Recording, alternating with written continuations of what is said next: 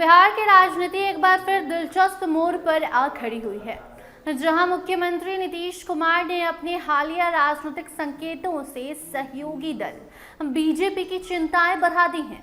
नीतीश कुमार की चालों को समझ पाना हमेशा से मुश्किल रहा है और इस बार भी उन्होंने ऐसा ही किया है, जिससे सियासी गलियारों में हलचल तेज हो गई है।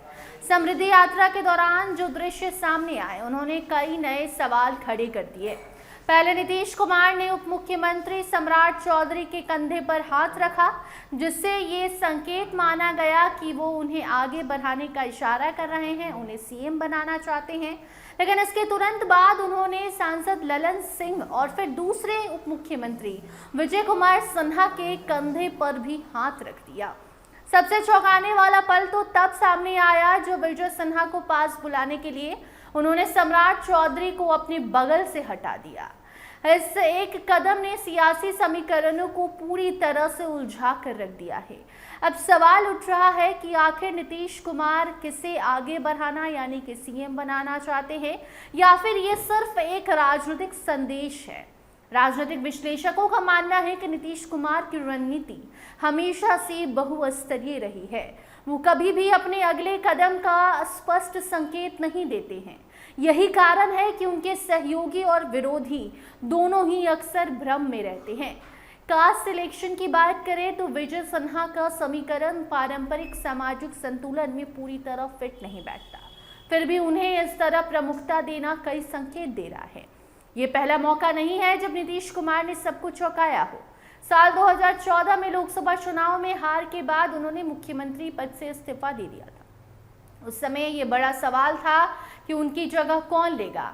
कई नाम सामने आए, जिनमें श्रवण कुमार और रामनाथ ठाकुर प्रमुख रहे थे, लेकिन अंत में उन्होंने सभी अनुमानों को गलत साबित करते हुए जीतन राम मांझी को मुख्यमंत्री बना दिया था।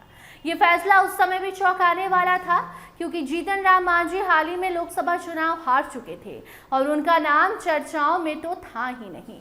इस एग्जाम्पल को बेस्ट एग्जाम्पल माना जा सकता है। ये साफ है कि नीतीश कुमार अपने फैसले आखिरी समय में लेते हैं और उन्हें गोपनीय रखते हैं।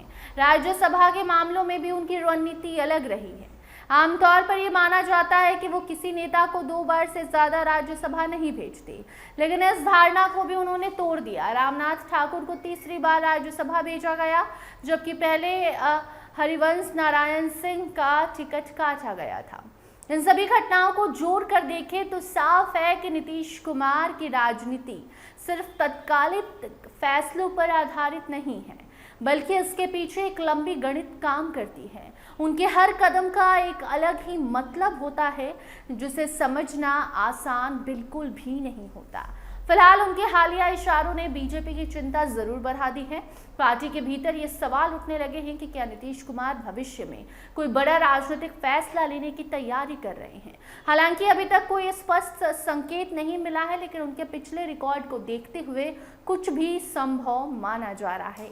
बिहार की राजनीति में ये अनिश्चितता है कि नीतीश कुमार की सबसे बड़ी ताकत मानी जाती है। वो कब किसे आगे बढ़ा दें या किसे किनारा कर दें, ये कोई नहीं जान सकता।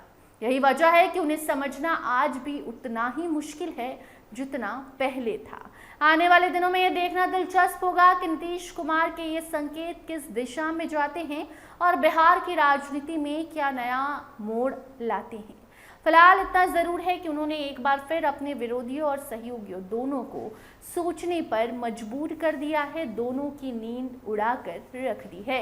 एक तरफ ललन सिंह, दूसरी तरफ सम्राट और विजय सिन्हा, सबको परेशान कर दिया है और अंत में नीतीश कुमार किसे बिहार सौंपेंगे, ये तो आने वाला वक्त बताएगा, क्योंकि इस वक्त उनका बेटा भी राजनीति में कदम रख चुका है।